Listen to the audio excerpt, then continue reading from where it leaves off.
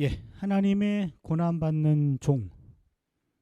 드디어 이제 이사야서의 하이라이트에 도달하게 되었습니다. 선행 고난의 길, 선한 일을 행함으로 고난의 길을 마다하지 않는다. 선행으로 고난의 길을 걸어간다. 그게 하나님의 고난받는 종의 길이다. 그거를 지금 결론적으로 얘기를 한 건데요.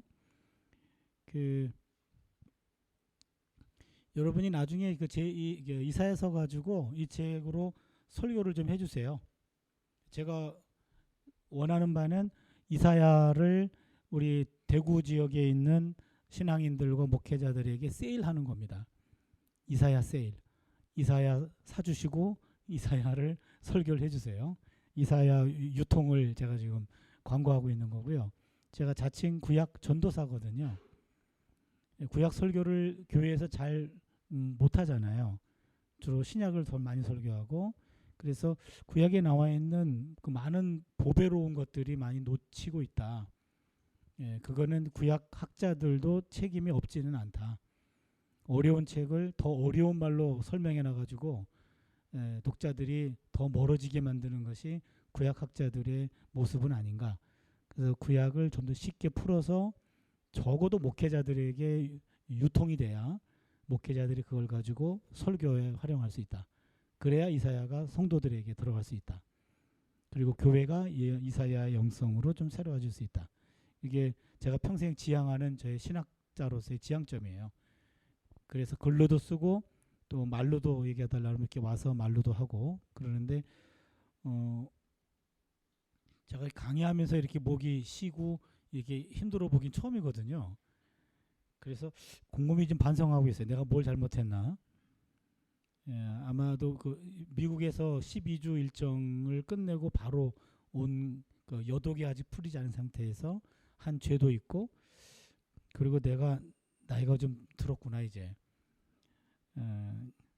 제가 6학년이거든요.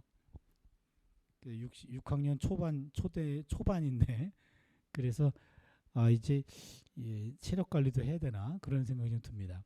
중국 같은 데 가서 세미나 하면은 아침 9시부터 5시까지 그냥 강의하거든요. 중국에 있는 목회자들, 중국 성도들 통역 붙여가지고 하기도 하고, 그리고는 저녁에는 집회해달라 그래요. 그분들은. 그리고 새벽에도 집회해달라 그러고, 그렇게 일주일을. 근데 뭐 워낙 먼 데에서 기차 타고 3박 4일로 오고 막 이러거든요. 굉장히 지금 시진핑이 막아놓기 전에. 그래서 그거 보면 이 한 몸을 다 불태우고 싶을 정도로 그분들은 더 열정적으로 오셔서 일주일 동안 그렇게 하고 집에 와서 시체되거든요. 근데 그때도 했는데 오늘은 10시부터 4시까지인데 왜 이렇게 힘들까 지금 좀 고민하고 있습니다. 예. 이번 강의는 하나님의 고난받는 종이라는 주제로 3개의 본문을 살펴보겠습니다. 원래는 4개의 본문인데 하나는 성교 파트에서 보려고 그래요. 보시면요. 각 본문에 이름을 붙여봤는데 42장 1,4절은 정의의 길을 걷다.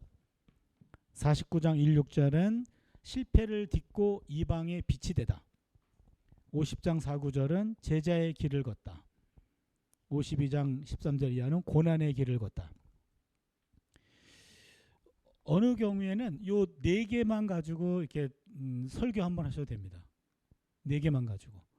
특별히 제2 이사야에서 나오는 고난받는 종의 노래를 가지고 한번 4번 연속 설교도 괜찮습니다. 저도 한번 해봤습니다. 여기서는요. 아까 49장 1, 6절은 성교 파트에서 다룰 거고, 이번에는 여기 세 가지만 다룰 텐데요. 고난받는 하나님의 종, 구약학계에서 가장 유명한 것은 이 종이 누구냐 이거예요. 종이 누구냐. 최종 결론입니다. 모른다 이겁니다. 종이 누군지 모른다. 이게 결론입니다. 만약 고난받는 종의 정체가 누구인지가 중요하다면 이사야서에서 분명히 언급했을 겁니다. 이사야서는 그 종을 익명으로 남겨두었습니다. 그렇다면 누구를 아는 것보다 더 중요한 것은 어떤 삶을 살고 있는가가 더 중요합니다. 종의 정체가 아니라 종의 삶과 사역에 집중해야 됩니다. 이게 최근의 연구 결론입니다. 종이 누구냐? 모른다. 이게 정답입니다. 지금까지는요. 하나님의 종은 일단 하나님께 부름받은 백성 이스라엘로 보는 것이 안전하고, 따라서 종에 관한 말씀은 참 이스라엘인 예수 그리스도께도 적용될 수 있습니다. 우린 보통 하나님의 종의 노래 그러면은 이꼬르 예수 그리스도 그렇게만 알고 있는데, 예수 그리스도도 되고, 그리고 예수 그리스도가 가장 완벽하게 맞아요. 그러나 예수 그리스도만 되는 것이 아니라 모든, 더 크게 얘기하면 신앙인들, 하나님의 백성들이 하나님의 종의 정체성입니다. 그래서 이 말씀을 예수님하고만 연관돼서는 안 되고, 우리 모두, 오늘의 우리가 여기 나와 있는 하나님의 종이라는 얘기입니다. 그래서 여러분, 또 하나님의 종이라는 것도 목회자들을 가리켜서 주님의 종이라는 표현을 많이 쓰는데, 모든 성도가 다 하나님의 종이에요. 모든 성도가. 그래서 우리가 걸어가야 할 길을 배우는 기회가 될 겁니다. 첫 번째, 정의의 길을 걷다. 이 제목은 제가 다 붙인 건데 지금 봐도 잘 붙인 것 같아요. 보세요. 먼저 종인명 1절이면 내가 붙드는 나의 종 내 마음에 기뻐하는 자 곧 내가 택한 사람을 보라. 내가 나의 영을 그에게 주었은즉 그가 이방에 정의를 베풀리라. 여러분 거기 정의 언더라인 해주세요. 이 본문에 하나님의 종이 하나님의 영으로 무장됩니다. 여기 또 그 하나님의 영도 하나 좀 체크해 주시고요. 하나님의 종이 영으로 무장되고 정의를 베푼다 그랬습니다. 하나님의 종은 영으로 충만해져서 정의는 미시파트입니다. 미시파트를 수행하는 자가 되는데, 하나님의 종은 하나님이 택하고 기뻐하는 사람이며 영으로 무장된 사람입니다. 이방에 정의를 베풀어야 됩니다. 열방에 정의를 베푸는 것, 그것이 곧 하나님의 종이 해야 할 일입니다. 종의 임무 실행을 보면요, 그 다음 페이지 2절입니다. 하나님의 종이 미시파트를 열방에 베푸는 방식이 그는 외치지 아니하며 목소리를 높이지 아니하며 그 소리를 거리에 들리게 하지 아니하며, 여기서는요 미시파트를 열방에 베푸는 방식은 은밀하고 겸손한 방식으로 합니다. 이게 여기서 또 하나의 포인트입니다. 은밀하고 겸손한 방식으로 합니다. 외치지도 아니하고 목소리를 높이지도 아니하고 소리가 거리에 들리게도 하지 않습니다. 여기서는요 이례적 행사나 특별한 이벤트가 아니라 일상의 삶 속에서 조용하고 성실하게 이루어집니다. 일시적이지 않고 항구적인 방식입니다. 정의의 삶은 존재 자체로 전하는 것이지 특별한 행사로 전하는 것이 아닙니다. 오늘의 우리 상황으로 표현하자면 생업으로 하나님을 드러내는 것이라고 말할 수 있습니다. 시간을 따로 내거나 특별한 행사를 통해서가 아니라 존재 자체로 일상으로 정의를 보여주는 거죠. 예를 들어 하나님이 기뻐하시는 교수는 학생들을 자식같이 품고 사랑으로 대하면서 그의 이름을 불러주고 성실하게 수업을 준비하고 최선을 다해 가르치면 됩니다. 별도로 시간을 내서 예수를 전하지 않아도 학생들이 그 교수의 가르침과 삶을 통해 저절로 예수를 만나게 됩니다. 간혹 가다 보면 이런 제가 좀 우리 동료 교수를 흉보는 것 같아서 죄송한데, 다른 학부 교수인데 상당히 독실한 신자예요. 그래서 꼭 수업하기 전에 10분 15분 정도 이렇게 복음을 전해요. 일반 학부 교수인데 그러고 시작을 해요. 수업을 10분 15분 정도. 근데 학생들의 평가는 거의 X입니다. 그 다음이 문제예요. 강의 준비를 제대로 잘 안 해가죠. 그러니까 학생들이 강의 준비나 해보세요. 그런 거죠. 그래서 제가 생각하기에는 따로 복음을 전하지 않아도 성실하게 교수 생활을 하면 돼요. 연구하고 잘 가르치고 학생들 관심을 갖고 처지는 학생들 가서 한마디 얘기 좀 들어주고 이름 기억해주고, 학생들은 이름을 기억해주는 교수의 그 과목을 전공할 확률이 높아요. 그래서 복도에서 이름 불러주면요, 그 학생이 수업 태도가 바뀝니다. 교수가 내 이름도 알아? 이러고 수업 시간에 맨 뒷자리에 앉다가 한 중간쯤으로 이사 왔다가 더 친해지면 가운데로 맨 앞으로 와요. 그래서 가르치는 자가 학생들에게 이름을 불러주고 관심을 써주고 그 학생들의 연인들 이름까지 기억하면 완전히 그 학생은 저한테 이제는 내 사람이 되는 거죠. 그런 식으로 교수는 교수로서 예수의 향기를 드러내면 돼요.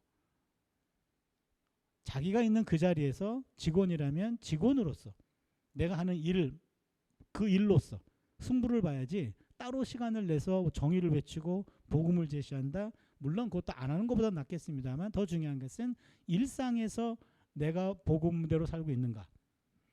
하나님의 종은 일상에서 존재론적으로 정의를 살아내고 정의를 보여주는 사람입니다. 진리와 정의는 소리가 커야 힘이 생기는 게 아닙니다. 그 자체가 진리이자 정의이기 때문에 힘이 생기는 거예요. 3절입니다. 상한갈대를 꺾지 아니하며 꺼져가는 등불을 끄지 아니하고 진실로 정의, 또 나왔네요. 정의. 미시파트를 시행할 것이요. 지금 1절과 2절과 3절에서 정의가 2번 나왔습니다. 여기 보시면 상한갈대를 꺾지 않고 꺼져가는 등불을 끄지 않는 것, 멋진 표현이 나오는데 당시 유다 사람들의 상황에 대한 묘사일 수 있습니다. 그들은 상한갈대며 꺼져가는 등불입니다. 이러한 처지의 유다 사람들에게 상한갈대를 꺾거나 꺼져가는 등불을 끄지 않고 진실로 정의가 실행되어야 하며 선포되는데, 이 말은 공동체가 연약한 지체를 포기하지 말고 회복시켜서 세워야 한다는 것을 뜻합니다. 여러분, 상한갈대 이미 상했어요. 썩어가고 있어요. 악취를 바랍니다. 소생할 확률이 없어요. 그때 보통 사람이라면 악취를 제거하게 상한갈대를 꺾어버립니다. 꺼져가는 등불이요, 지금 꺼져가고 있어요. 끓음을 냅니다. 잘못하다가 불씨가 떨어지면 화재가 날 수도 있어요. 그래서 꺼져가는 등불은요, 꺼버립니다. 상한갈대를 꺾고 꺼져가는 등불을 꺼버리는 것이 일상이에요. 그러나 하나님의 종은 상한갈대와 꺼져가는 등불도 포기하지 않고 끝까지 보도만 않는 거죠. 이 말은 공동체가 연약한 지체를 포기하지 말고 회복시키고 세워가는 겁니다.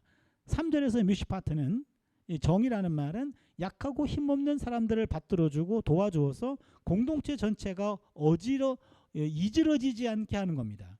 이것이 하나님이 바라시는 인간 사회의 아름다운 질서입니다. 그러니까 미시파트, 정의라는 것은 약하고 힘없는 사람들을 받들어주고 도와주고 세워줘서 공동체 전체가 다 샬롬을 이루도록 해주는 것, 그게 미시파트입니다. 정의는 이사야 42장에서 동정 혹은 연민입니다. 약자에 대한 보살핌입니다. 세상은 상한갈대 따위는 꺾어버립니다. 썩어 악취가 나기 때문이죠. 꺼져가는 등불 꺼버립니다. 그러나 정의로운 삶을 사는 하나님의 종들은 상한갈대도 꺾지 아니하며 꺼져가는 등불도 끄지 않습니다. 그래서 우리가 기도할 때 상한갈대를 꺾지 아니하고 꺼져가는 등불을 끄지 아니하는 하나님이라고 말하는데 맞는 표현입니다. 그러나 하나님의 성품으로만 끝나지 않습니다. 하나님은 이러한 하나님의 성품이 우리의 성품이 되기를 바랍니다. 그리고 우리도 상한갈대를 꺾지 않고 꺼져가는 등불을 끄지 않는 그런 자세, 이게 하나님의 종이 걸어가야 될 길이죠. 4절을 보면 그는 쇠하지 아니하며 낙담하지 아니하고 세상의 정의, 또 나왔네. 정의. 지금 42장 1, 4절에서 넉절에서 석절이 3절에 걸쳐 정의가 3번 나왔습니다. 구약성경에서 섬들이라는 표현은요, 여러분 지중해를 뜻하는 거예요. 이거 잘 기억해 주세요. 섬들이 그 교훈을 앙망하리다 할 때 섬들이라는 것은 지중해를 말합니다. 지중해는 그 당시에 이방 세계를 나타냅니다. 섬들은 열방을 가리키는 표현이 되겠죠. 그래서 열방이 교훈을 기다리고 있다는 건데, 평화 주제를 다룰 때 이사야 2장에서 열방이 율법을 배우러 시온으로 몰려드는 장면을 봤습니다. 율법은 바로 토라입니다. 열방이 토라를 배우러 몰려온다는 거죠. 42장 4절에서도 마찬가지입니다. 교훈이 바로 토라입니다. 섬들이 토라를 배우게 됩니다.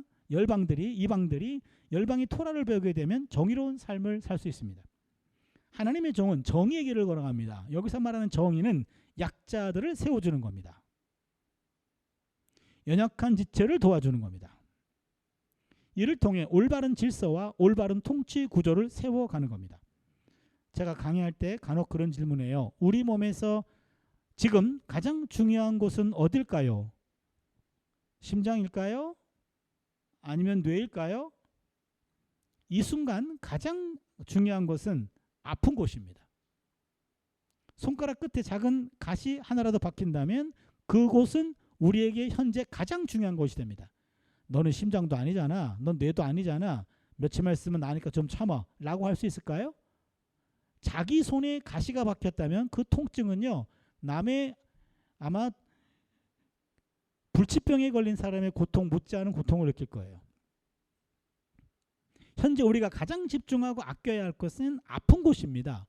건강한 공동체는 반드시 아픈 곳에 통증을 느끼게 되어 있습니다. 아픈 곳이 가장 먼저 주목받아야 됩니다. 연약한 지체를 주목하고 그 지체를 바로 세우는 것, 이것이 바로 정의를 행하는 길입니다. 4절 전반부에 그는 쇠하지 아니하며 낙담하지 아니하고 라는 말이 나오는데, 이는 정의를 행하는 것이 쉽지 않음을 알려줍니다. 힘없는 사람들과 함께 있어주는 것조차 부담이 되고 때로는 고통스러운 일일 경우가 많습니다. 힘없는 사람과 옆에 있어주는 것, 힘 있는 사람의 눈총을 받아야 되고, 또한 거기서 긴장관계가 생기면 그 긴장의 타겟이 될 수도 있습니다. 그러나 그럼에도 불구하고 옆에 있어주는 것, 그것이 정의를 행하는 거죠. 이 부담과 고통을 감내하면서도 끝까지 포기하지 않고 정의를 세우는 것이 바로 하나님의 종이 걸어가는 길입니다. 이것은 우리 자신의 힘과 정신만으로는 안 됩니다. 그래서 하나님의 영이 필요합니다. 하나님의 영을 받아 이 땅에서 정의의 삶을 살아가는 것, 이것이 하나님의 종이 걸어가는 길입니다. 두 번째입니다. 제자의 길을 걷다. 50장 4구절인데요. 여기 보시면 제가 아주 좋아하는 구절인데요. 하나님의 제자로서의 종, 4절부터 봅니다. 주 야훼께서 학자들의 혀를 내게 주사 나로 곤고한 자를 말로 어떻게 도와줄 줄을 알게 하시고 아침마다 깨우치시되 나의 길을 깨우치사 학자들 같이 알아듣게 하시도다. 여기 보시면 학자들 좀 체크해 주세요. 학자들.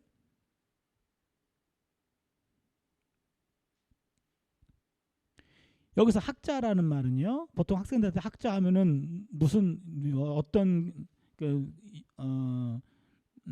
인상이 떠오르니 하면은 뭐 고지식해요, 뭐 학점 가지고 협박해요, 뭐 이런 말들 해요. 그런데 여기 학자라는 말은 우리가 오해할 때가 많은데, 학자는 히브리 말로 림무드예요. 림무드를 우리말로 번역하면 공부하는 자예요. 그러면 공부하는 자는 학자만 있는 게 아니죠. 학생도 제자도 림무드입니다. 이 단어가 이사야 8장 16절에 한 번 더 나와요. 거기 보시면 너는 증거의 말씀을 싸매며 율법을 내 제자들 림무드 가운데 행하라. 봉합하라. 이사야 8장에서는 이거를 제자로 번역했어요. 같은 단어인데. 그러면 여기서도 제자라는 단어로 번역할 수 있습니다. 우리는 학자 하면은 가르치는 것만 생각하지 공부하는 사람이라는 생각하지 않습니다. 그래서 이 본문에서 림무드를 제자로 번역했기 때문에 우리도 제자로 보면 제자들, 가르침을 받는 자들로 나와 있습니다. 그렇다면은 제자들, 공부하는 사람들을 얘기하는 거예요. 제자들. 학자의 혀라는 말은 공부하는 사람들의 혀, 제자들의 혀를 말합니다. 나는 하나님의 종이고 곤고한 자를 말로 어떻게 도와줄 줄 알게 하시고 곤고한 자에게 위로의 메시지를 전달합니다. 아침마다 깨우치시되 나의 귀를 깨우치사 학자들같이 알아듣게 하시는도다. 하나님과 종의 관계를 스승과 제자의 관계로 설명하고 있습니다. 이게 독특한 겁니다. 하나님과 종의 관계를 스승과 종의 관계로 이해한 아주 독특한 본문인데요. 구약성경은 하나님과 백성의 관계를 목자와 양, 주와 종, 어버이와 자식, 임금과 백성 등으로 표시하는데 스승과 제자로 묘사하는 경우는 아주 드문 경우입니다. 하나님의 종은 늘 배우는 제자여야 됩니다. 종은 히브리어로 에베드입니다. 에베드는 늘 림무드여야 됩니다. 에베드 종, 림무드 제자. 본문에 따르면 하나님의 종은 말씀의 일꾼이기 때문에 종은 말씀을 받아서 그 말씀을 가지고 곤고한 자들을 위로해주는 사람이 돼야 됩니다. 그러나 본인이 한 번 배운 것만 가지고 평생 우려먹는 사람이 되서는 안 됩니다. 이걸 곰탕신앙이라고 그럽니다. 아침마다 깨우치시되 나의 길을 깨우치다라는 말에서 매일매일 하나님으로부터 말씀을 공급받아야 함이 잘 나타납니다. 유통기간이 지난 것이 아니라 그날 그날의 신선한 양식을 깨우침으로 받고 그것을 공급해야 됩니다. 여기서 하나님의 종에게 주어진 두 가지 은사가 제시되는 첫 번째는 계시 수용이고 다른 하나는 말씀의 은사입니다. 계시 수용은 하나님이 어떤 분인지를 깨우치는 거죠. 그래서 하나님이 주시는 계시를 받음으로 하나님을 깨닫는 겁니다. 말씀의 은사는 수용한 계시를 사람들에게 나눠주는 은사입니다. 림무드 제자는 하나님의 계시를 깨닫고 말씀을 나누어주는 사람이죠. 이를 위해 하나님의 종은 늘 하나님과 깊은 대화를 지속해야 됩니다. 하나님과 깊은 대화 속에 가장 좋은 방법은 기도와 말씀 묵상입니다. 하나님의 종은 기도함으로 매일매일 하나님을 새롭게 만나고 말씀 묵상으로 새롭게 깨우침을 받습니다. 이러한 하나님과의 만남, 기도, 깨우침을 가지고 곤고한 사람들을 위로해 주는 역할을 감당하는 것, 이것이 하나님의 종이죠. 그래서 하나님의 종으로서 우리가 해야 될 것, 저는 기도하고 말씀 묵상. 이게요, 늘 알고 있는 내용이죠. 늘 들었던 내용인데 얼만큼 실천하고 있느냐가 이게 우리의 과제입니다. 얼만큼 요 말씀대로 살아가고 있는가. 목회자들 경우에는 매일 새벽 기도를 하고 뭐 그렇게 하기 때문에 어쩔 수 없이 그냥 직업상 새벽 기도를 하고 있는데, 그런 기도도 중요하지만 더 중요한 것은 본인을 위한 기도입니다. 본인을 위한 기도.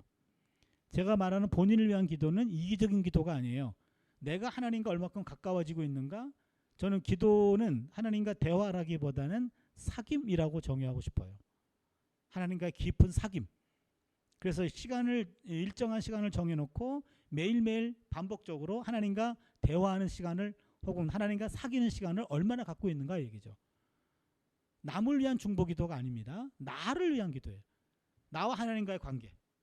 내가 하나님과 깊어지는 것만큼 내가 성장하고 내가 성숙해지고 그만큼 남에게 전할 것이 있는 거죠. 그래서 내 영성으로 이것이 육화돼 가지고 이것이 내 것이 된 것을 전하는 것과 그렇대라고 하고 하는 지식 전달은 달라요. 내 것을 전하는 것과. 그래서 기도하고 말씀을 묵상하는 것, 이거는 목회자로서, 신앙인으로서 평생 갖고 가야 할 우리의 정체성이죠.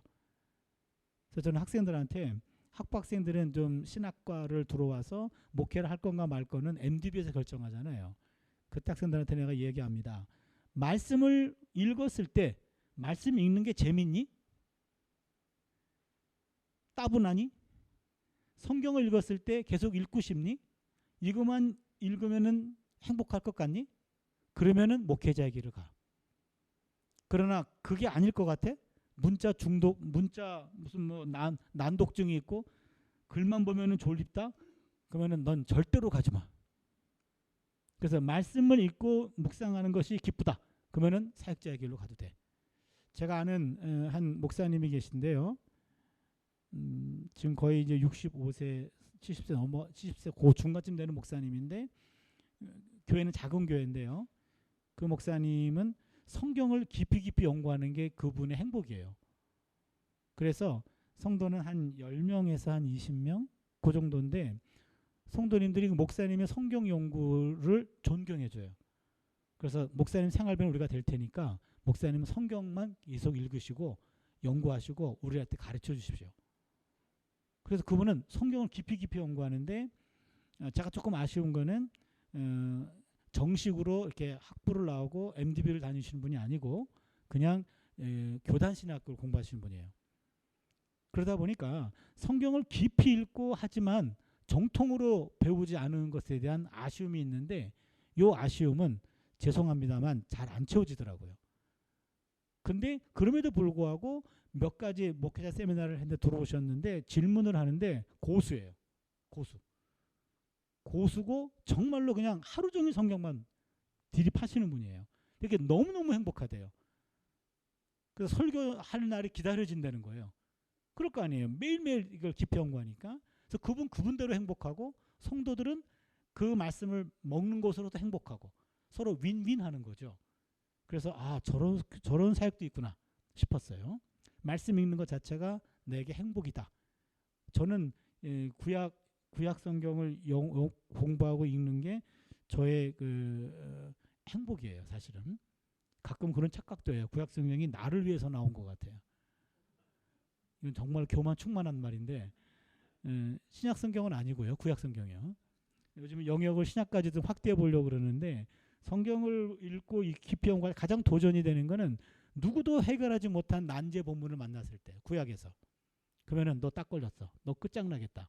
해가지고 며칠을 끙끙 앓아서라도 전 세계 주석서 논문들을 다 뒤져서라도 그걸 끝장을 보거든요. 그렇게 되면은요 교만이 충만해집니다. 전 세계 이 본문을 해결하는 사람 나밖에 없는 거죠. 그런 것들이 몇 개가 있거든요. 그래서 그런 맛도 있지만 본문을 볼 때마다 구약인데 내가 이것도 몰랐었네. 그런 아는 것보다 아직도 모르는 게 많이 있다라는 사실 때문에 바삐 성경을 보면서 점점점 깨달아지는 거죠. 그리고 저는 보고 깨닫는 것도 기뻐요. 얼마나 기쁜지요. 근데 이거를 전해주면은 듣는 사람들은 더 좋아해요.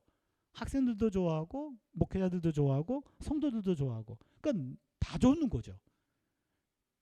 저는 근데 구약 위에는 아는 게 없어요. 우리 집에서는 바보라고 할 정도로 구약 외에는 아는 게 없어요. 그러나 구약만큼은 아는 게 조금 있어요. 그래서 존재 가치가 좀 있는 거겠죠.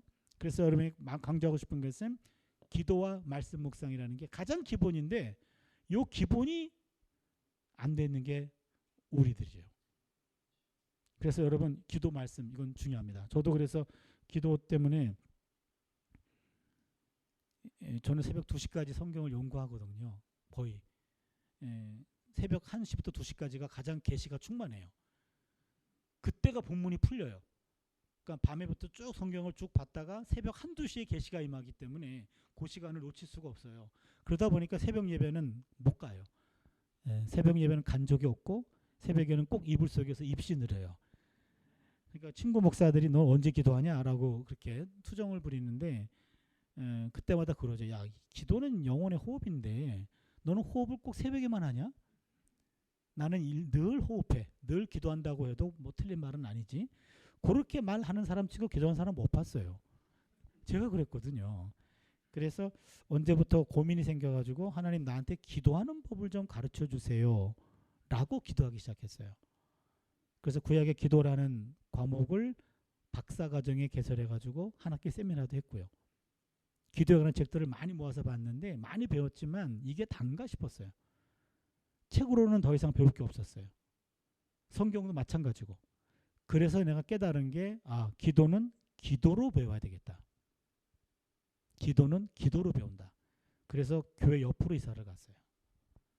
새벽은 어차피 못 일어나고 퇴근할 때 교회로 출근해요. 그리고 교회에서 기도하고 집으로 퇴근해요. 이게 지금 7년 넘었거든요. 그래서 매일매일 기도를 하는데 교회 가면 내 자리가 있어요. 우리 교회는 4줄인데 요 2번째 줄에 맨 뒷좌석은 담임 목사님 사모님이 거기서 기도하시더라고요. 그래서 남의 나와바리는 침범하지 않기로 해서 그 바로 앞자리. 그 자리가 제 자리예요.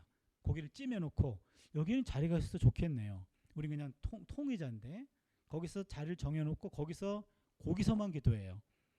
거기서 몇 년 기도하다 보니까 내 히프 자국이 새겨져 있어요. 그래서 어느 순간에는 몇 번 움직이면은 딱 접속이 돼요. 딱 접속이 되면 꼭 하늘하고 접속이 되는 것 같아요. 톰 라이트가 그런 말 했어요. 하늘과 땅이 기도란 하늘과 땅이 신비스럽게 연결되어 있다는 사실과 관련되어 있다. 그래서 기도는 하늘과 땅이 만나는 거룩한 장소 중에 하나라는 거예요. 그래서 하늘의 것을 땅으로 끌어들이는 통로가 기도가 되고 땅의 것을 하늘로 올리는 게 기도가 된다는 얘기예요. 맞는 것 같습니다. 그래서 신적인 세계와 땅의 세계가 만나는 점이 기도예요. 그 기도의 자리가 오늘 우리에게 가장 필요한 자리인데 우리가 다 알고 있어요. 알고 있는데 내가 얼마만큼 그 자리를 지켜내며 기도를 하고 있는가. 그게 우리의 훈련입니다. 그래서 practice. 내가 기도하는 그 자리에서 평생 그 자리를 지킬 거다. 그래서 제가 은퇴를 3년 앞두고 있는데요. 지금부터 은퇴 이후 하나님 품에 안길 때까지 해야 될 것. 매일매일 가서 기도하는 그 자리, 매일 새벽같이 성경 공부하는 거, 그 다음에 운동하는 게 있어요. 피트니스 클럽에서. 운동하고 그 다음에 나를 필요한 사람들을 만나주기. 요 4가지입니다. 성경하고 책 읽기, 그 다음에는 기도하기, 운동하기, 그 다음에는 사람 만나기. 요 사람 만나기에는 특강 세미나 부흥에 다 들어가 있어요. 나를 필요한 사람들을 만나준다. 그리고 요 4가지가 제가 하는 일이에요. 이거 이외에는 하는 일이 하나도 없습니다. 하고 싶지도 않고요. 요거밖에 몰라요. 딴 세상은 하나도 모릅니다. 갑자기 지금 내가 자랑을 한 건지 간증을 한 건지 모르겠어요. 아무튼 기도와 말씀 묵상 하자 이 얘기입니다. 고난의 긍정적인 수용입니다. 여기 보시면 다음은 5절인데요. 주 야훼께서 나의 길을 여셨으므로 내가 거역하지도 아니하며 뒤로 물러가지도 아니하며 하나님의 종의 의지가 분명히 드러납니다. 여기서는요. 하나님이 길을 열어주셨기 때문에 거역하지도 않고 물러서지도 않고 성실히 걸어가며 박해도 견뎌내겠다고 말합니다. 하나님의 종의 길은 결코 평탄하지 않기 때문입니다. 60절을 보시면 나를 때리는 자들에게 내 등을 맡기며 나의 수염을 뽑는 자들에게 나의 뺨을 맡기며 모욕과 침뱉음을 당하여도 내 얼굴을 가리지 아니하였느니라. 주 야훼께서 나를 도우심으로 내가 부끄러워하지 아니하고 내 얼굴을 부싯돌같이 굳게 하였으므로 내가 수치를 당하지 아니할 줄 아노라. 거기서요. 부끄러워하지 칼람 앞에 모욕 켈리마 같은 어근이에요. 같은 어근. 켈리마 칼람. 6절은 고난 속에 있는 하나님의 종의 의연함을 보여주는 본문인데 하나님의 종은 모욕을 당합니다. 이 모욕을 순순히 인정하고 용납하며 당당하게 수용합니다. 이러한 종의 의연한 모습은 구약성경 전체에서 이 본문에서만 나타납니다. 이것도 여기서만 나타난 독특한 표현이에요. 모욕을 순순히 받아들입니다. 종의 이런 의연한 모습은 여기만 나타납니다. 하나님의 종에 대한 모욕은 의도적입니다. 6절의 모욕 켈리마와 7절의 부끄러워하다 칼람은 어근이 같은 단어입니다. 대적자들은 하나님의 종에게 부끄러움을 주기 위해 의도적으로 그를 모욕합니다. 그러나 하나님의 종은 이들의 의도에 넘어가지 않고 얼굴을 부싯돌같이 굳게 하여 절대 부끄러워하지 않습니다. 얼굴에 철판 깔았다는 말이에요. 그래서 때로는 철판맨이 돼야 됩니다. 예레미야도 에스겔도 마찬가지입니다. 에스겔도 예레미야도요. 지금 얼굴에 철판 깔았어요. 지금요 18절 보세요. 거기 밑에 보라 내가 오늘 너를 그 온 땅과 유다 왕들과 그 지도자들과 그 제사장들과 그 땅 백성 앞에 견고한 성읍 쇠기둥 놋 성벽이 되게 하였은즉 네 얼굴을 놋 성벽같이 만들었다. 얼굴에 철판 깔아줬다는 얘기죠. 그들이 너를 치나 너를 이기지 못할 것이다. 예레미야는 놋 성벽으로 얼굴에 철판 깔았고 에스겔은 금관석같이 얼굴을 굽고 강하게 했습니다. 제2 이사야는 부싯돌같이 얼굴에 돌판을 깔았습니다. 하나님의 종들은요 하나같이 놋성벽이 되든지 금강석이 되든지 아니면 부싯돌이 되든지 얼굴에 철판이나 돌판이나 금판을 깔았어요. 하나님의 종은 단단함을 가지고 있습니다. 매를 맞고 모욕당하는 일을 때로는 긍정하기도 합니다. 왜 그렇습니까? 8, 9절에 나옵니다. 희망과 확신.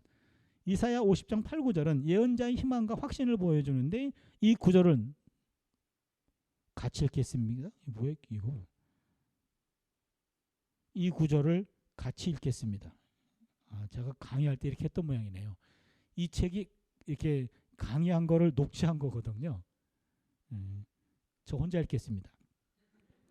나를 의롭다 하시는 이가 가까이 계시니 나와 다툴 자가 누구냐? 나와 함께 설지어다. 나의 대적이 누구냐? 내게 가까이 나올지어다. 보라 주 야훼께서 나를 도우시리니 나를 정죄할 자 누구냐? 보라 그들은 다 옥과 같이 헤어지며 좀이 그들을 먹으리라.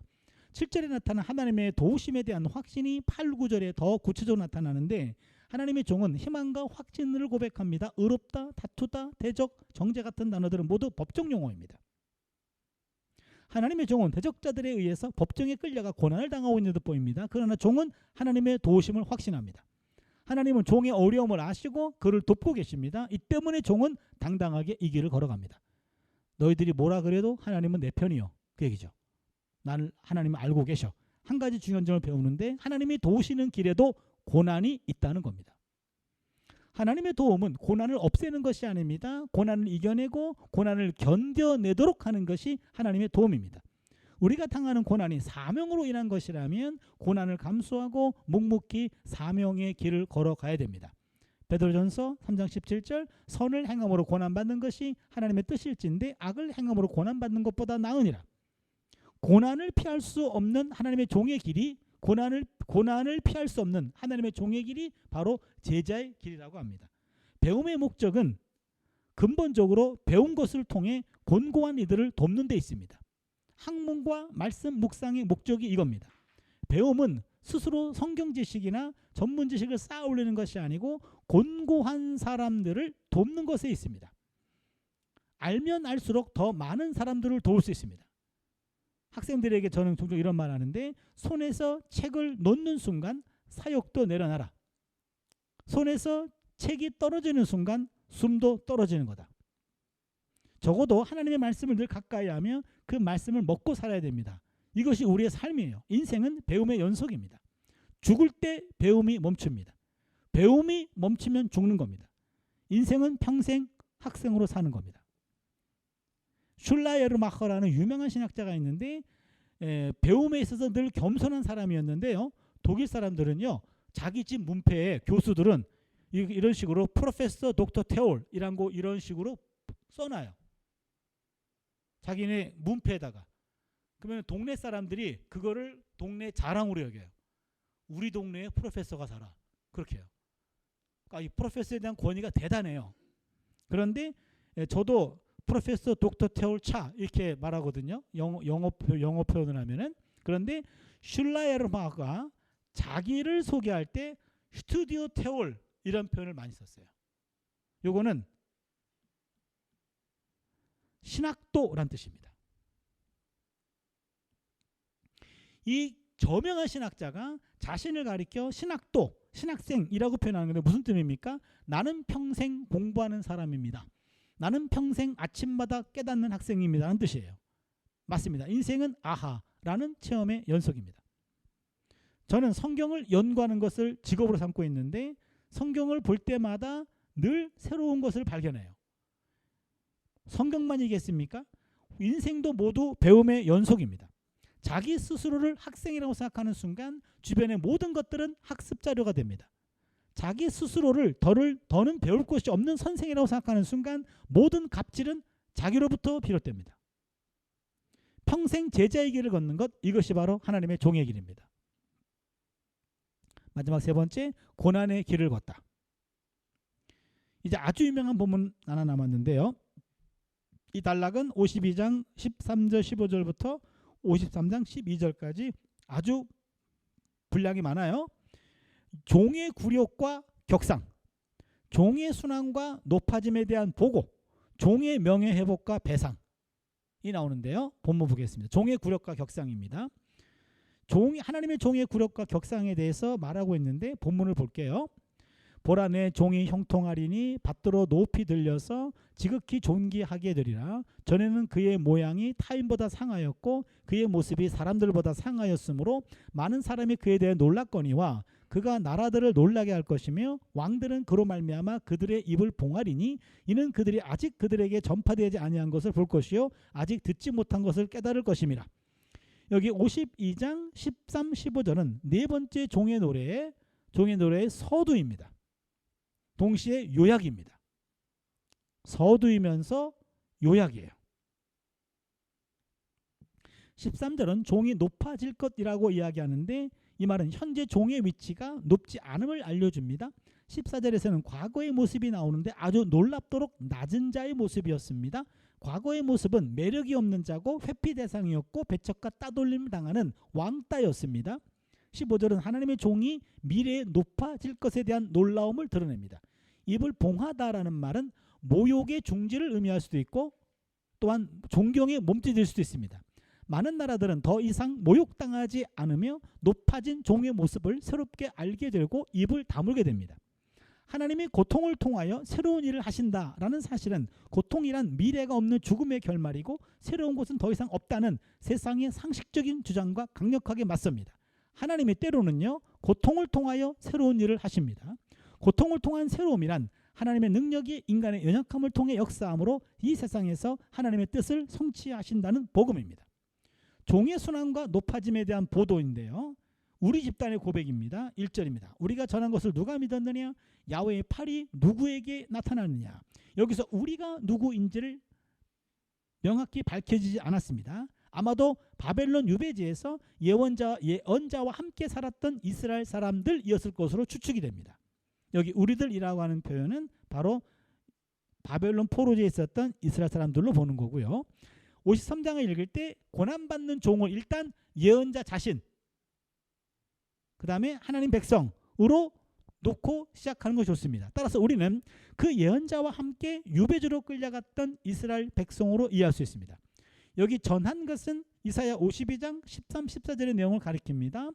하나님이 종의 높아짐과 낮아짐에 대한 말을 누가 믿었느냐 라는 거고, 이어서 야훼가 행한 일이 누구에게 나타났냐고 깜짝 놀라면 묻습니다. 유명한 본문인데요. 이제 그는 주 앞에서 자라나기를 연한 순 같고 마른 땅에서 나온 뿌리 같아서 고운 모양도 없고 풍채도 없은즉 우리가 보기에 흠모할 만한 아름다운 것이 없도다. 그는 멸시를 받아 사람들에게 버림받았으며 간고를 많이 겪었으며 질고를 아는 자라. 마치 사람들이 그에게서 얼굴을 가리는 것 같이 멸시를 당하였고 우리도 그를 귀히 여기지 아니하였도다. 2절은 종이 아주 보잘것없는 상태를 이야기해 줍니다. 3절은 종이 고난당하는 상황을 구체적으로 보여줍니다. 여기서 질고를 아는 자라는 말은 병을 앓는 사람이라는 뜻이에요. 여기에서 멸시하다라는 동사가 두 번 언급되는데 두 번 다 분사형입니다. 종은 분사라는 말은요, 지금 반복되고 있다는 거예요. 의도적이고 반복적으로 멸시를 받고 있음이 강조됩니다. 고대 사회에서 병은 하나님의 징벌로 이해되었기 때문에 병든 것도 서럽지만 병 자체보다도 사회적 희선이 더 두려운 것이었습니다. 결국 종은 순환 때문에 공동체로부터 격리되고 고립되며 멸시와 혐오의 대상이 되었습니다. 4절입니다. 그는 실고 우리의 질고를 지고 우리의 슬픔을 당하였거늘 우리는 생각하기를 그는 징벌을 받아 하나님께 맞으며 고난을 당한다 하였노라. 이 본문은 종의 고백과 우리의 고백이 나뉘는 구절입니다. 종을 멸시하고 혐오하던 이들이 뒤늦게야 종의 고난의 정체를 깨닫게 됩니다. 4절에서 질고 슬픔이란 단어가 등장하는데 이는 3절의 질고와 간고와 동의어입니다. 이어서 5절을 봅니다. 그가 찔림은 우리의 허물 때문이요 그가 상함은 우리의 죄악 때문이라. 그가 징계를 받음으로 우리는 평화를 누리고 그가 채찍에 맞음으로 우리는 나음을 받았도다. 이거 유명한 본문이죠. 그렇죠? 여기서 우리는 여기 그가 바로 예수다. 그런 식으로 우리가 전통적으로 해석하고 있는데요. 그런 해석도 가능합니다. 그러나 예수 이전에 여기 그는 예언자 자신과 그 다음에 그 당시에 하나님의 백성들이라고 보는 것이 더 1차적인 의미입니다. 우리의 죄악 때문에 이라는 고백이 두 번 나오는데 허물은 죄를 가리키고 죄악은 형벌을 가리키는데 그가 찔린 것은 우리의 죄 때문이고 그가 상한 것은 우리가 받아야 될 형벌 때문입니다. 그런 뜻이고 그의 찔림 때문에 우리는 샬롬을 누리고 그가 채찍에 맞음으로 우리는 라파를 받았도다. 라파. 여호와 라파. 그 라파입니다. 이 구절에서 야훼의 종이 상처를 입음으로 다른 사람들에게 평화와 치유가 이루어졌음을 보여줍니다. 죄로 인한 형벌이 종에게 가해짐으로 다른 사람들의 죄는 용서되었습니다. 이는 대속적 고난을 의미합니다. 종이 대신 고난을 감당한 겁니다. 대속 사상은 이미 모세의 중보 기도에서도 발견됩니다. 이제 그들의 죄를 사하시옵소서. 그렇지 아니하시면 원하건대 주께서 기록하신 책에서 내 이름을 지워버려 주옵소서. 모세는 금송아지 사건 때 이스라엘 백성의 죄에 대한 벌을 대신 받겠다고 기도합니다. 이때부터 대신해서 벌 받겠다라는 대속 사상이 언급되기 시작합니다. 이사야 53장 본문에서도 이와 유사한 방식으로 하나님의 종이 대속적 고난의 길을 걸어가고 있는 것을 보입니다. 우리는 다 양 같아서 그릇 행하여 각기 제 길로 갔거늘 야훼께서는 우리 모두의 죄악을 그에게 담당시키셨다. 6절은요 4절을 반복하고 있는데 여기서 과거에는 종이 당한 고난이 종 자신의 죄 때문으로 생각되었습니다. 그러나 이제는 종의 고난이 다른 사람의 죄와 형벌을 대신 짊어진 것임을, 즉 종이 속죄양이었음을 깨닫게 됩니다. 이 종은 다른 사람들의 죄값을 대신 치름으로 그 사람들을 구원의 상태로 변화시킨 사람입니다. 이들에게 샬롬과 라파를 가져다 준 사람입니다. 온전한 평화와 온전한 치유를 가져오기 위해 본인이 고난을 짊어졌다는 거죠. 이제 7, 9절에서 종은 묵묵히 죽임당하며 불명예스러운 매장까지 경험하게 됩니다. 그가 곤욕을 당하여 괴로울 때에도 그의 입을 열지 아니하였으며 마치 도수장으로 끌려가는 어린 양과 털 깎는 자 앞에서 잠잠한 양같이 그의 입을 열지 아니하였도다. 7절에 잠잠한 양과 6절에 제각기 가는 양은 대조가 됩니다. 우리 모두는 각자 자기 길 가기 바쁜 양이었는데 하나님의 종은 털 깎는 자 앞에서 잠잠한 양같이 그의 입을 열지 않았습니다. 제멋대로 그릇 행하는 양과 묵묵히 서 있는 양이 대조됩니다. 가고 싶은 길을 걸어가는 사람과 가야 할 길을 걸어가는 종이 대조가 됩니다. 우리는 가고 싶은 길을 걸어가는 사람인지 가야 할 길을 걸어가는 사람인지 늘 생각해 볼 필요가 있습니다. 또 한 구절 8절에서는요. 그는 곤욕과 신문을 당하고 끌려갔으나 그 세대 중에 누가 생각하기를 그가 살아있는 자들의 땅에서 끊어짐은 마땅히 형벌받을 내 백성의 허물 때문이라 하였으리요. 8절에서 그 종이 결국 곤욕과 신문을 당하고 죽임을 당하게 됨을 말해주는데 곤욕과 신문을 당했다는 말은 재판 과정을 거쳤다는 겁니다. 종은 재판장에 끌려가서 순환을 당했고 억울한 누명을 쓰고 죽임까지 당한 겁니다. 이는 마땅히 받아야 할 이스라엘 백성의 허물 때문입니다. 그는 강포를 행하지 아니하였고 그의 입에 거짓이 없었으나 그의 무덤이 악인들과 함께 있었으며 그가 죽은 후에 부자와 함께 있었도다. 구절은 약간 좀 이상한 표현이 나오는데 악인들과 함께 있었다라는 것은 모욕적인 것임을 충분히 이해할 수 있습니다. 하지만 부자와 함께 있었다라는 것의 의미 파악은 어렵습니다. 구약성경에서 악인과 부자는 종종 동요로 취급됩니다. 악인과 부자가 동요로 취급돼요. 이러한 관점은 미가 6장 12절에도 나타납니다. 그 부자들은 강포가 가득하였고 이사야 53장 9절에 종이 부자들 가운데 매장되었다는 표현에서 부자는 남을 착취하고 이용하는 사기꾼을 뜻합니다. 한마디로 사악한 사람입니다. 이 종은 죽기까지 아니 죽고 난 다음에도 모욕적인 처분을 당하고 있습니다. 조상들의 묘지에 매장되는 것이 죽은 자가 누리는 최소한의 위로입니다. 그러나 이 종은 악인들과 사기꾼들 옆에 같이 묻혔습니다. 이 종은 가난하고 멸시받는 사람, 멸시받는 속에서 자라났습니다. 고통을 당하고 질병도 앓았습니다. 그는 모두 묵묵히 감당했습니다. 죽임을 당했습니다. 불명예스러운 곳에 매장까지 당했습니다. 이러한 종의 흐름은 사도신경에 담겨있는 기독교 공동체의 고백과도 비슷합니다. 태어났고 당했고 죽었고 묻혔습니다. 사도신경에서 말하는 예수의 모습과 그 순서가 비슷합니다. 10절 11절을 보시면요. 야훼께서 그에게 상함을 받게 하기를 원하사 질고를 당하게 하였은지 그의 영혼은 속건제물로 드리기에 이르면 그가 씨를 보게 되며 그의 날은 길 것이요 또 그의 손으로 야훼께서 기뻐하시는 뜻을 성취하리로다. 그가 자기 영혼에 수고한 것을 보고 만족하게 여길 것이라. 야훼께서 그에게 상함을 받게 하기를 원하사라는 표현은 어구는 야훼가 순환당하는 종의 편에 서 있다는 것과 종이 죽은 이후에 그를 보증함으로써 그를 돌아보았다는 것을 의미합니다. 이 종은 하나님께 속건제물로도 바쳐졌어요. 속건제물은 보상제입니다. 하나님의 권리를 침해했거나 하나님의 이름을 손상시켰을 때 보상하기 위해 드리는 제사입니다. 여기서 하나님의 종은 자신의 잘못이 아니라 백성들이 하나님께 행한 잘못을 배상하기 위해서 자기 목숨을 속건제물로 바친 겁니다. 12절에 그가 씨를 보게 되며 그의 날은 길 것이요와 11절에서 그가 자기 영혼에 수고한 것을 보고 만족하게 될 것이다 라는 표현은 정확히 알 수는 없습니다. 주석가들의 의견이 일치하지도 않습니다. 이 구절에 대한 해석은 여전히 난해하고 모호합니다. 그러나 이 구절의 핵심은 종의 죽음 유무에 있지 않습니다. 이 구절은 하나님이 한평생 고생만 하다가 목숨을 잃고 죽은 뒤에도 대접받지 못하는 당신의 종을 그대로 내버려 주지 아니하신다는 점이 핵심입니다. 마지막인데요. 종의 명예회복과 회상 마지막 구절입니다. 나의 의로운 종이 자기의 지식으로 많은 사람을 의롭게 하며 또 그들의 죄악을 친히 담당하려다. 그러므로 내가 그에게 존귀한 자와 함께 몫을 받게 하며 강한 자와 함께 탈취한 것을 나누게 하리니 이는 그가 자기 영혼을 버려 사망에 이르게 하며 범죄자 중 하나로 헤아림을 받았음이니라. 그러나 그가 많은 사람의 죄를 담당하며 범죄자를 위하여 기도하였느니라. 11절 B절에서 종이 자기 지식으로 많은 사람들을 의롭게 했다고 말합니다. 여기서 지식은 50장 4절에서 아침마다 하나님에 대해서 깨우쳤던 그 깨우침을 말합니다.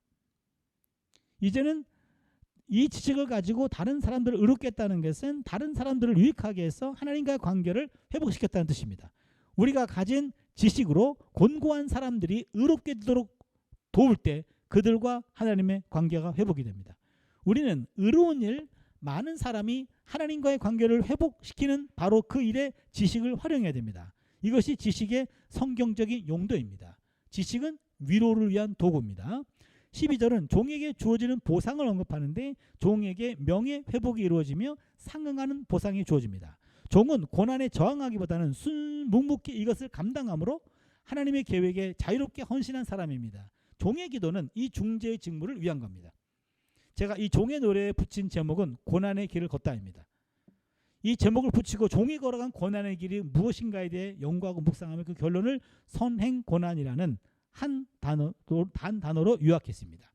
베드로전서 2장 21절 이하에 나오는데 여기 그대로 인용이 되는데 19, 21절 보겠습니다. 부당하게 고난을 받아도 하나님을 생각함으로 슬픔을 참으면 이는 아름다우나 죄가 있어 매를 참고 참으면 무슨 칭찬이 있으리요. 그러나 선을 행함으로 고난을 받고 참으면 이는 하나님 앞에 아름다우니라. 이를 위하여 너희가 부르심을 받았으니 그리스도도 너희를 위하여 고난을 받으사 너희에게 본을 끼쳐 그 자체를 따라오게 하려 하셨느니라. 거기 본문도 여러분 보시면 여기까지는 꽉꽉 채웠었죠. 이건 산문이에요. 산문인데 마지막 요 부분은 요 부분은 시문입니다. 시문 산문은요. 여러분 그 세번역을 보면 아세요. 세번역 성경은 시문과 산문을 구분해 가지고 배치했어요. 베드로전서 본문은 우리가 부름받은 이유가 선을 행함으로 고난을 참고 고난을 받고 이를 참기 위해서라고 설명합니다. 그리스도가 고난을 받음으로 본이 되어 그 자체를 따라오게 하셨다는 것이죠. 베드로는 종의 고난과 죽음을 대속적 차원으로 이해하는 것이 아니라 하나님의 백성의 본보기로 이해했어요. 이게 포인트입니다. 하나님의 종들은 이러한 고난의 길을 마땅히 걸어가야 된다 이 말이에요. 이사야 53장을 읽을 때 우리는 예수님의 대속적 고난만 생각해서 예수님이 우리를 위해 이 일을 행하셨다라고 고백하며 감동하여 눈물로 감사를 표현하곤 합니다. 그런데 그게 다가 아니라는 거예요. 베드로는 감동과 감사보다는 오히려 네가 그 길을 걸어가라. 선을 행함으로 고난을 받고 죽기까지 참는 그 길이 바로 예수님이 걸어가신 길이었습니다. 그 길을 은혜의 열매를 따먹는 것으로 곱게 해서는 안 됩니다. 신앙인들이 선행으로 인한 고난의 길을 계속해서 이어가야 한다는 것이 베드로 사도의 이 본문에 대한 해석이고 이사야 53장 해석과도 일치합니다. 한마디로 말하면 고난의 십자가를 회피하거나 남에게 떠밀지 말고 예수님이 친히 본이 되어 주신 그 길을 같이 걸어가는 겁니다. 그가 채찍에 맞음으로 우리는 낭을 받았다라는 말을 대속적 은혜로만 이해하므로 은혜 뒤에 비겁하게 숨으려 하지 말라는 얘기죠. 예수님만 계속해서 채찍에 맞게 하지 말라는 거예요. 우리에게도 우리가 감당해야 할 채찍의 일부가 있다는 거죠. 그걸 당당히 맞으란 얘기죠. 채찍의 호됨을 경험해 보아야 대신 맞아주신 그 은혜를 제대로 체험할 수 있습니다. 이것이 바로 선행 고난의 의미입니다. 선을 행함으로 고난을 참고 민내하면 그것이 바로 예수님이 걸어가신 그 길을 함께 걷는 것이라고 할 수 있습니다. 하나님의 종은 고난의 길을 함께 걸어가는 사람입니다. 조금 무거운 주제였습니다만 이 길도 우리가 걸어가야 할 길임을 마음 깊이 새겼으면 좋겠습니다.